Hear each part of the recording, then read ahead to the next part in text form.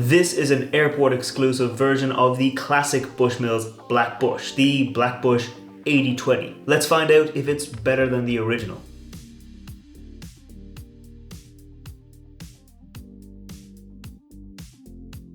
Welcome back to the channel. I'm Matt, I'm the whiskey nerd, and like I said, this week I'm looking at the Black Bush 80/20 from Bushmills. So let me get it into the glass and I'll tell you a little bit more about it. Now, first off, this is from Bushmills, so it is an Irish whiskey. And Bushmills have a lot of whiskies in their line. They've got the standard kind of white bush, and then they've got the kind of slightly more premium black bush whiskey. And for me, to my palate, the Black Bush whiskey is a much better version of Bushmills' whiskey than that white bush label. I think the increase in quality is very, very apparent as soon as you go a little bit into their premium range, and this is kind of a different version of the Black Bush. So the standard Black Bush whiskey is apparently 80% malt whiskey and 20% grain whiskey. Both were matured in bourbon casks or ex-bourbon casks, but then the malt whiskey was finished in Oloroso Sherry Casks. This whiskey, however, it's the same kind of proportions, but that 80% of the malt whiskey was finished in Pedro Jimenez or PX Sherry Casks. PX Sherry is different to Oloroso Sherry in a couple of different ways. So for starters, Oloroso Sherry, it's kind of lighter. It's still quite dark and sweet and dense and syrupy, but it's a little bit lighter than PX Sherry. It has a little bit of kind of nuttiness to it, whereas PX Sherry is much more syrupy, much more heavy, and much more sweet to my palate than the standard Oloroso Sherry. So this will be similar to the kind of classic Black Bush whiskey, but it will have more of that sherry influence coming through because that PX Sherry tends to have much more of a kind of a bite, much more of a hit, much more of an impact than standard Oloroso Sherry. Now, you aren't really going to see this bottle on your shelves except if you're going through airports because, like I said earlier, it is an airport exclusive. This is only something you can only get in airports, hence why it's also a 1 litre bottle. Now, I know 1 litre bottles are a thing in America, but in Ireland, its standard bottle size is only 700 ml. So this here, coming in at 1 litre, is very nice, very nicely sized, large bottle of whiskey. It does come in only at about 40% ABV, like a lot of Bushmills whiskey. It doesn't have an age statement. They don't say if it had any caramel color added to it, but from looking at the color, like we can imagine they had caramel color added to it, because if they didn't add caramel color, they'd probably tell us they didn't add any caramel color to it. That said though, it is oftentimes quite reasonably priced. This here bottle, I got it on sale at Dublin Airport a little while back for €35, which for a 1 litre bottle of whiskey is a fantastic price. So sometimes when you're traveling through airports, you will see it on special, but it's generally speaking, even when it's not on special offer, it's not the most expensive of whiskies. But that's enough talking about it. It's time we go in for the nose on the Bushmills Black Bush 80/20. Cheers.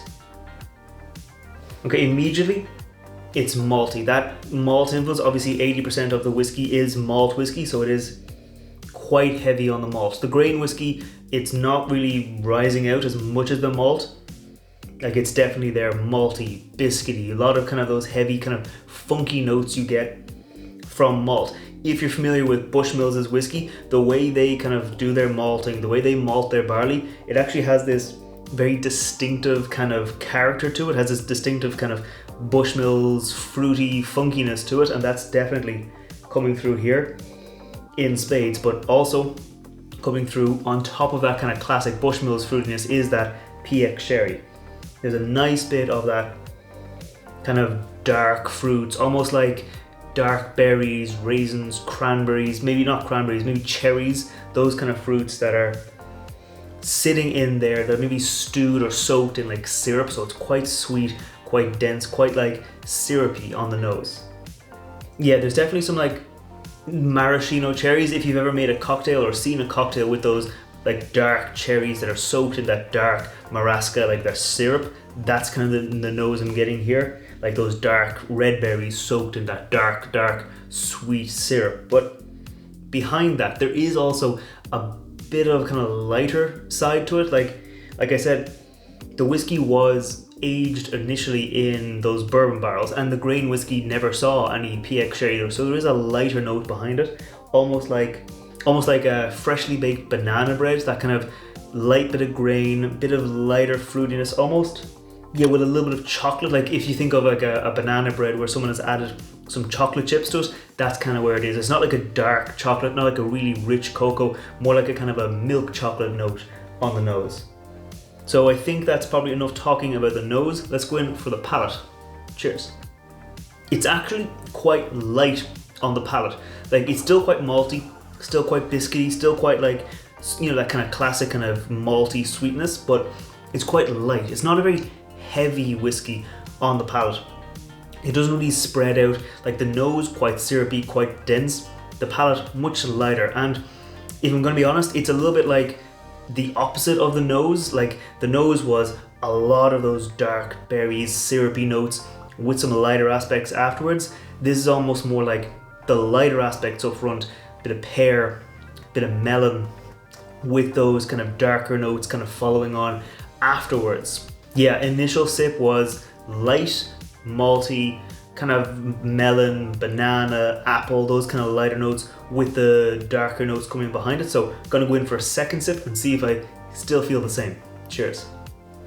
Second sip, yeah, it is quite, like I said, it's like almost like the reverse of the nose, where after that initial hit of the malt, the sweetness, you get that kind of the lighter fruitiness, and then you get those syrupy notes, you get those darker notes, you get those kind of, like I was saying, almost like a cherry soaked in syrup. That kind of is there following on behind it. It is coming in at 40% ABV, so it's not hot, it's not really warming, it's just like a nice easy drinker. There's a little touch, as I'm talking, as I'm breathing, there's a little touch of oak coming through. Maybe that's more of a finish, but there's a little bit of oak, not a huge amount. It's more of the influence from the barrels rather than the actual barrel itself, with the bourbon cask and that PX Sherry cask coming through rather than the oak from the casks. So I'm going to go in again, but this time we're going to talk about the finish. Cheers. Okay, so the finish, like I said, the palate quite light. The finish, it's not very long. Like, well, it's sort of long. So the lighter notes, those bananas, melons, apples, those notes fade off pretty quickly, leaving me with those kind of darker notes that kind of hang around a little bit longer than those lighter notes. Like the little bit of the syrupiness is there, the little bit of that oak I mentioned, that's there. Not a huge amount there, not a massive weight in the palate, not on the finish. It's not really this thing that's sitting with you, that's spreading out on your palate. It's kind of light, it does kind of fade reasonably quickly. That might be down to the lower ABV, being at 40%. It's not going to be something that sits with you, that soaks into your tongue. It's going to be on that lighter side. As I'm talking, as I'm breathing, I'm getting more of those notes maybe from the nose coming through again. Like there's a little bit like milk chocolate, like I was saying, I got that on the nose a little bit. There's a little bit of like milk chocolate coming through as I'm breathing. It's as if I've just kind of had a bite of milk chocolate a little bit ago, and there's still a little bit of that there, but the whiskey, kind of the standard kind of whiskey flavors, that maltiness, that's pretty much faded, just leaving a little bit of a creamy note at the very end. Before I give my final thoughts on the Bushmills Black Bush 80/20, if you're new here, scroll down, hit that thumbs up button, hit that subscribe button. I put out whiskey reviews every Wednesday, and I put out cocktail recipes featuring whiskey every Friday, and I have a very nice cocktail featuring Bushmills Black Bush this Friday. So if you want to see that, make sure you hit subscribe, and while you're down there, let me know what kind of whiskeys you'd like to see me review in future. But now, on to my kind of final thoughts. I like the whiskey. It's not a bad whiskey, especially at that price I got it at, especially at the kind of normal price. It's not, it's just a no-brainer. If you like Bushmills, if you think you like their style of whiskey, if you like the Black Bush whiskey, I think this is a bit of a step up, got more of that sherry influence coming through.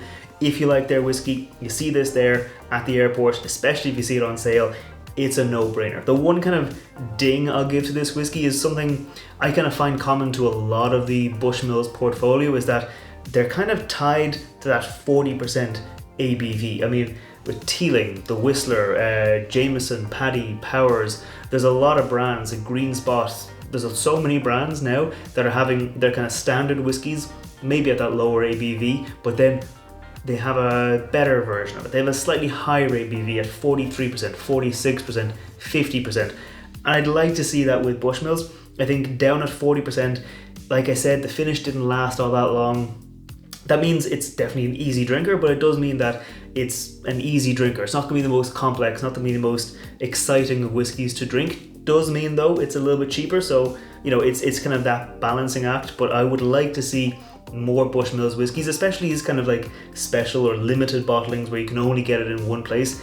I'd like to see more of their bottlings at a higher ABV. I know they do the kind of special editions like the Causeway collection, and they come in at cask strength, but for something you can kind of find on the shelf, I'd like to see an option with a higher ABV so we could see what it's capable of. But those are just my thoughts on this whiskey. I mean, if you've tried the Bushmills Black Bush 80/20, let me know down in the comments below, and let everyone else know if you think it's worth their money. Let me know if you think Bushmills should bring out higher ABV whiskies, or if you think the kind of standard 40% releases is where they should stay. Me though, I'm going to keep on enjoying this whiskey, and I will see you next time. Sláinte.